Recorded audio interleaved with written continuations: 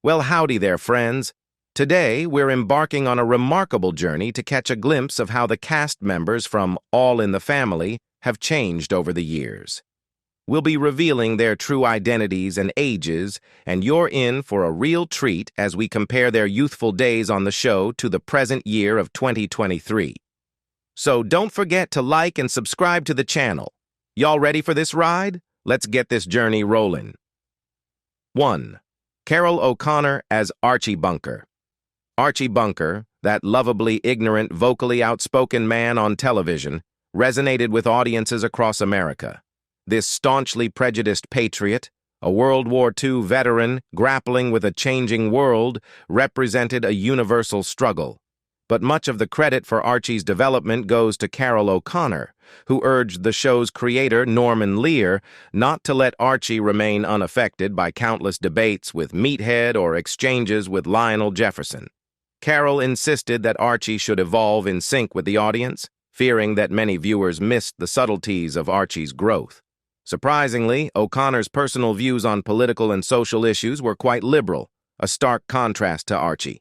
It was this thoughtful approach that propelled the character into television history. Carroll O'Connor's acting career commenced in 1960 with appearances in 2 episodes of Sunday Showcase. Throughout the 60s, he continued with guest roles, eventually breaking through with his iconic portrayal of Archie Bunker. His remarkable performance earned him 4 Emmy Awards.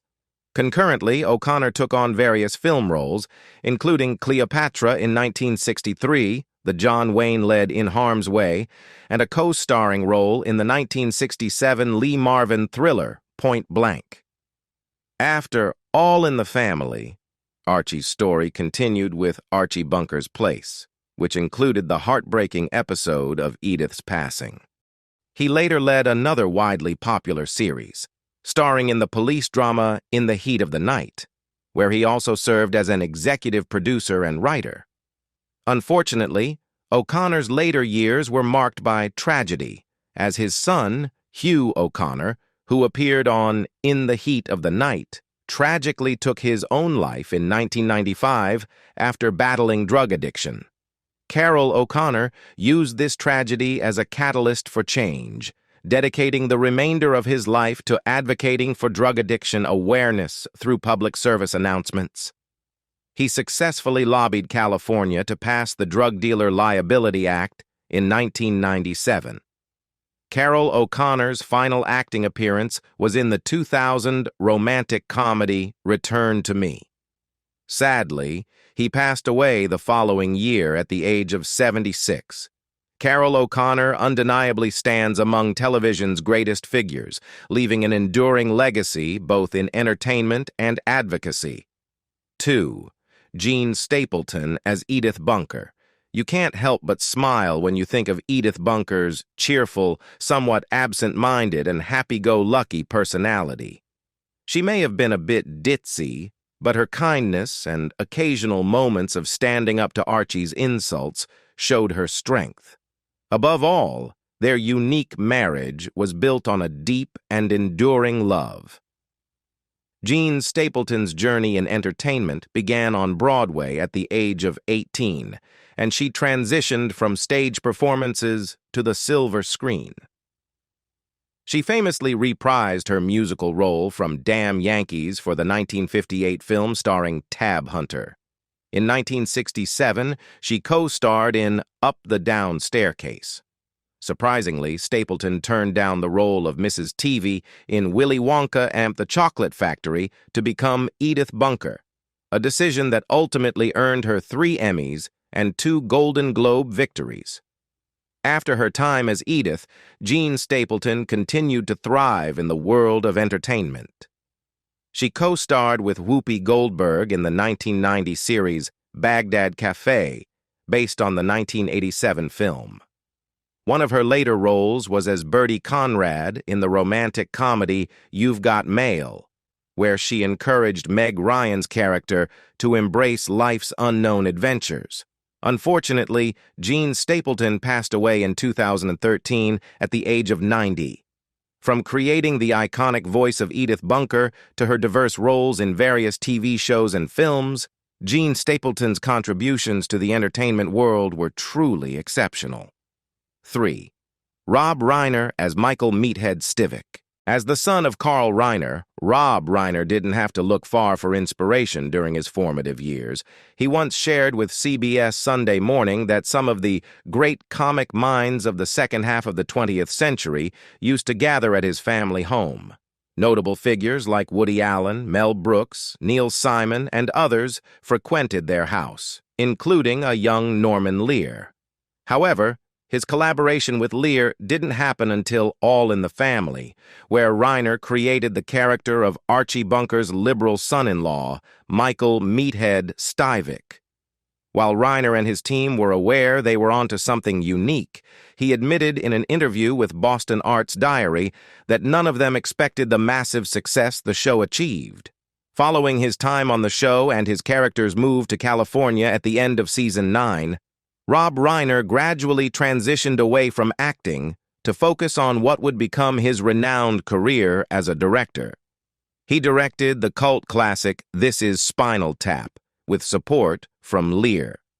Reiner's directorial repertoire includes a wide range of films such as Stand By Me, The Princess Bride, When Harry Met Sally, and more serious works like Misery and A Few Good Men, the latter of which earned a Best Picture nomination in 1993.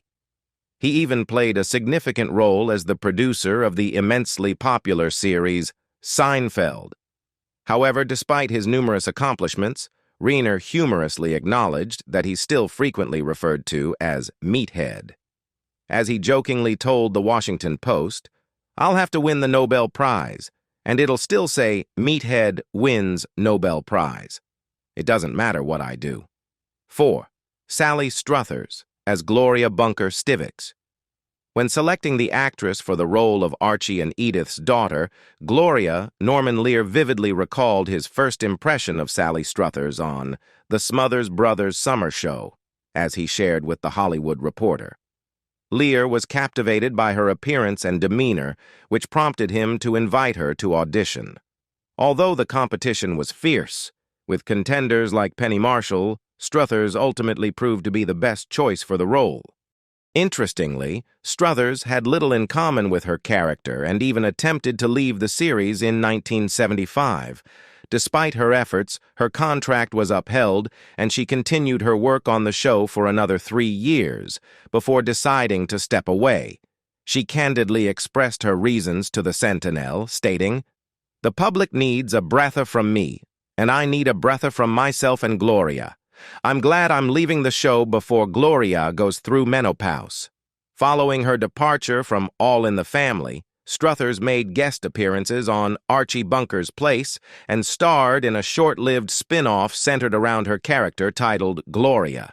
She remained visible in the public eye, focusing on charitable endeavors, particularly her efforts to aid children worldwide, often seen in ubiquitous TV advertisements.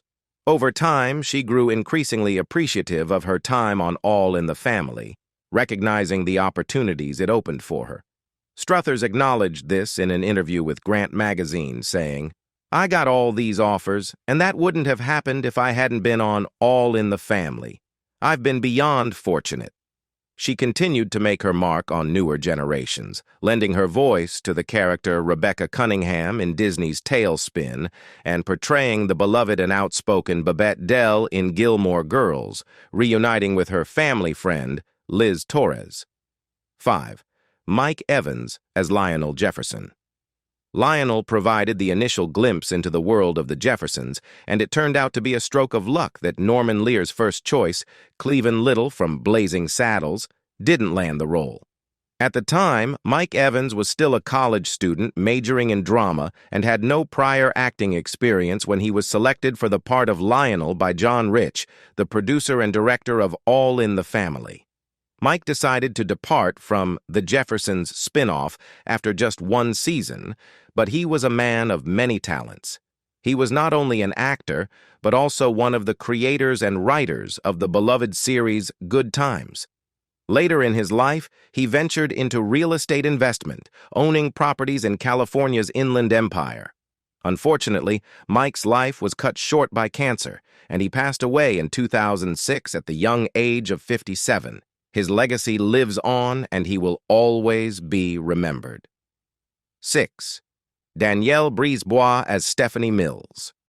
When Rob Reiner and Sally Struthers bid farewell to All in the Family, a void was left in the Bunker household. Season 9 introduced a precocious relative of Edith's, practically left on their doorstep. Carol O'Connor, impressed by Danielle Brisebois' performance in the original Broadway production of Annie, managed to have her written into the show as Stephanie Mills. In 1979, Brisebois shared with The Republic, "I'm not as cheeky as Stephanie. I have my moments, but Mom won't let me get away with being cheeky." As Family concluded, she continued her on-screen journey alongside O'Connor, this time following his misadventures as a barkeep in Archie Bunker's place.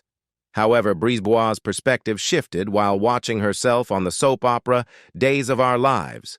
She reflected, "If I was going to be an actress, that wasn't the kind of actress I aspired to be," as she told the Greenville News. Embracing the next chapter of her career, Brisebois turned to music. In 1994, she launched her debut album, Arrive All Over You, with the assistance of musician Greg Alexander. The two would later come together to form the band The New Radicals, renowned for their hit You Get What You Give. Brisebois also contributed to the songwriting of Natasha Bedingfield's Unwritten. In 2015, along with Alexander, she received an Academy Award nomination for the track Lost Stars, featured in John Carney's film Begin Again. Speaking to USA Today, she humbly acknowledged, "We weren't expecting it. It's not one of those things you let yourself expect or believe, so it's just a really great honor." 7. Estelle Parsons as Blanche Hefner. Nearly a decade following her Oscar triumph for Bonnie and Clyde, Estelle Parsons made her mark on All in the Family, portraying two distinct characters, Dolores Manchenet-Fensel, Archie's former high school flame, in Season 7, and later, in the show's 9th season, she reappeared as Blanche Hefner, the wife of Archie's friend Barney. She also graced the spin-off Archie Bunker's Place. Parsons fondly reminisced about her time on the show, stating, "It was fun to be on that show. Norman Lear, of course, is a reigning genius, another television legend. It was great to work on that show." Parsons has been a stalwart on the theatrical stage, amassing 5 Tony Award nominations spanning 4 decades and even taking on directorial roles in numerous productions. Even in her 90s, she continues to make appearances on television. She notably portrayed the character Babe in 3 episodes of Grace and Frankie and reprised her role as Roseanne's mother in the eponymous sitcom in 2018, extending her presence to the spin-off show The Connors. Parsons attributes her success on TV to her dedication and professionalism, stating, "I don't have much time for Hollywood's frippery. Usually I'm welcomed with open arms. And I like that. The sound men appreciate me because I speak loudly, and the actors appreciate me because I'm dedicated to my work, punctual, and serious about it." 8. Liz Torres as Teresa Betancourt. Liz Torres, who had pursued drama studies at NYU, found her footing in the mid-70s as a regular on Phyllis. It was on The Tonight Show that Norman Lear discovered her talent and subsequently penned her into All in the Family as Teresa Betancourt, a Puerto Rican hospital clerk. Teresa's character assisted Archie both before and after surgery and later became a tenant in his household. Interestingly, Torres discovered a shared connection with O'Connor as she learned that he had once taught at the same tumultuous New York high school she attended, reminiscing about the school's challenges. For Torres, accepting the role was a straightforward decision. She revealed her approach, stating, "I'm one of those actresses who never turns down a part, no matter how small. I don't have the luxury of picking and choosing. I take everything." Despite her impressive bio, featuring appearances in shows such as The Wonder Years and Scandal, and earning Emmy nominations for The Famous Teddy Zede and The John Larroquette Show, Torres emphasized that she never achieved significant financial success in the industry.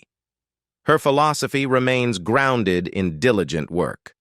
Torres's collaboration with Norman Lear continued on The Jeffersons, and she later reunited with Sally Struthers in Gilmore Girls, where she portrayed the beloved Miss Patty. Recalling their enduring friendship, she noted that their connection remained intact over the years, as if they finished the sentence they started 30 years ago. 9. Clyde Kusatsu as Reverend Chong. In the early stages of his career, Clyde Kusatsu, originally from Hawaii with Japanese heritage, often found himself typecast into roles that perpetuated Asian stereotypes. However, he approached each opportunity with determination and skill. When he made an appearance on All in the Family as the Reverend whom Archie wants to baptize his grandson, Kusatsu cleverly turned the tables on Archie Bunker. Delivering a humorous exchange, Kusatsu recounted the scene saying, "In one scene, he calls me Mr. Ching. My character says that wasn't my name. Then Archie calls me Mr. Chang, and I say it's Chong, and Archie says, whatevers. Later in the episode, my character calls Archie Mr. Binker, and he says it's Bunker, and I say, whatevers." Kusatsu's role as Reverend M. Chong extended to 2 more All in the Family episodes, capturing the attention of Carl Reiner, who found him funny and subsequently cast him in his 1977 film, Oh, God! Over the years, Kusatsu established himself as a dependable character actor, accumulating over 300 credits in various productions. He showcased his talents on both versions of Hawaii Five-0 and appeared in Star Trek The Next Generation, which he credited for providing better equal opportunities for a lot of actors of color. Kusatsu collaborated with Sally Struthers to portray her husband in the sitcom Still Standing, worked with Rob Reiner on his 2005 film Rumor Has It, and engaged with Norman Lear in a reflective discussion on his career for the SAG-AFTRA Foundation, an organization close to his heart. 10. Janice Paige as Denise. Janice Paige experienced disappointment when she lost a chance to appear as a guest on All in the Family to Estelle Parsons.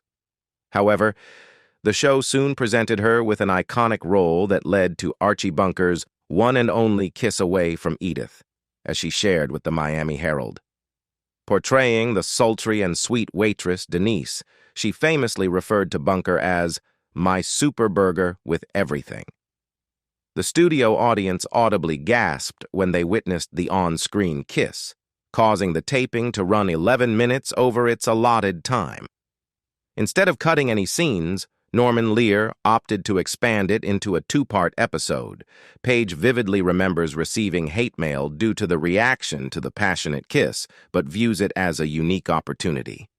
Aside from her acting career, which included her last credit in a 2001 episode of Family Law, Paige found success in the world of cabaret, even after losing her voice.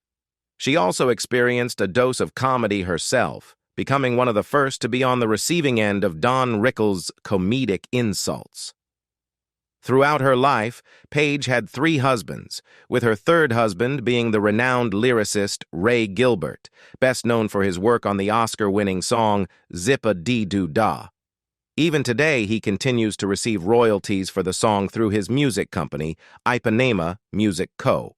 In 2020, Paige released her memoir, titled Reading Between the Lines, and in 2022, she will celebrate her 100th birthday, just like her All in the Family producer, Norman Lear. 11. James Cromwell as Stretch Cunningham. Archie's humorous co-worker, Stretch Cunningham, was a mythical character frequently discussed in the Bunker household, yet he had never made an appearance on the show until Season 5. When star Carol O'Connor demanded a pay raise and briefly left the show, James Cromwell stepped in as Stretch. The storyline featured Stretch traveling with Archie to a conference, losing track of him, and later returning to inform the family. Plans were in place to kill off Archie's character, as Cromwell shared with the AV Club. He mentioned, "I was to move into the house, but the situation was resolved when Carol O'Connor returned." Stretch's character was written out of the show 2 seasons later, with Archie delivering the eulogy. Cromwell continued to work in television, including appearances in several Lear productions, such as the short-lived series Hot L Baltimore. In an interview with the Standard speaker, he noted, "As an older character actor, you have to accept a lot of less appealing roles or face long periods of unemployment. Both options drive me crazy." However, his career took a remarkable turn when he accepted a role in a film featuring a talking pig. He brought humanity to the character in the 1995 film Babe, which not only earned him an Oscar nomination, but also led him to become a vegan. Subsequently, Cromwell appeared in acclaimed productions such as L.A. Confidential, The Green Mile, 6 Feet Under, The Artist, and Succession. In 2013, Cromwell received an Emmy for his role as Arthur Arden in American Horror Story. During that same year, he expressed to HuffPost that it was fortunate that Stretch's character was written off the show when it happened. He humorously stated, "I would have been like the Fonz. I would have always been known as Stretch." In the annals of television history, All in the Family left an indelible mark, capturing the essence of an era while addressing issues that remain relevant today. Its brilliant cast, both then and now, continues to be celebrated for their exceptional talents. From the brilliant performances in the 1970s to their continued achievements in the years that followed, the legacy of this iconic show and its remarkable cast endures as a testament to the power of timeless storytelling in the world of entertainment.